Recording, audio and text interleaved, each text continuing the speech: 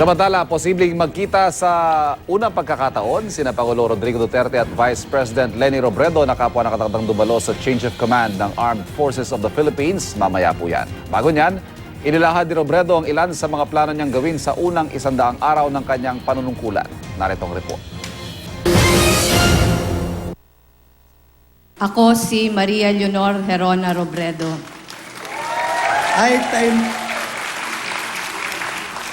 Ay taimtim kong pinanunumpaan Ay taimtim kong pinanunumpaan ang aking mga tungkulin ang aking mga tungkulin bilang pangalawang Pangulo ng Pilipinas. bilang pangalawang Pangulo ng Pilipinas.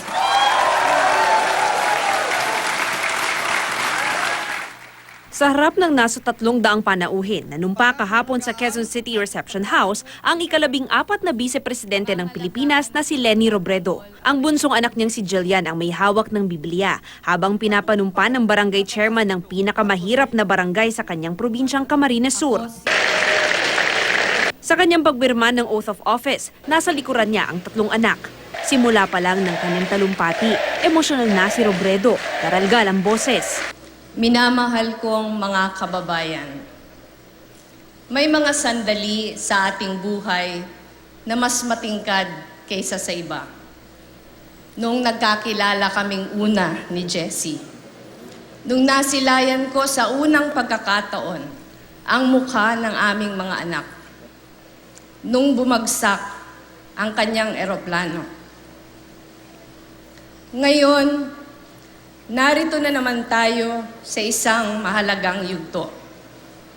Nagpapasalamat ako na kasama ko kayong lahat sa oras na ito. Sinariwa rin ni Robredo ang tinahak niyang landas bago mahalal sa pwesto. Noong nagsimula tayo, parang walang naniniwalang may pag-asa tayong manalo. Kung sama-sama raw, makakamit ang tila imposibleng layuning maiangat ang katayuan ng mga mahihirap.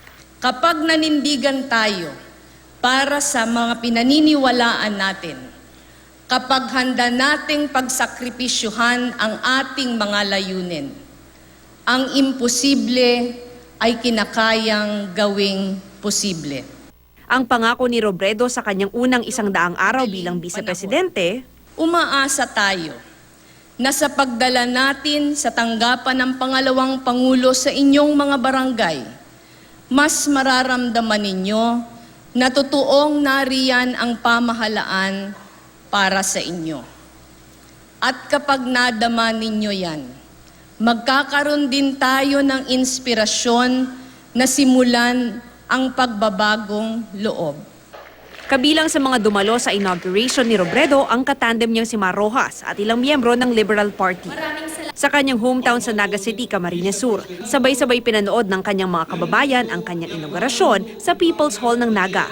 Espesyal daw ito para sa kanila dahil si Robredo ang kauna-unahang Bicolanong naging Vice-Presidente. Dahil hindi lahat ay nakadalo sa kanyang inaugurasyon, sa Thanksgiving party nagtipon-tipon ang tinatayang 1,000 taga-suporta ni Robredo sa Quezon City Memorial Circle kagabi.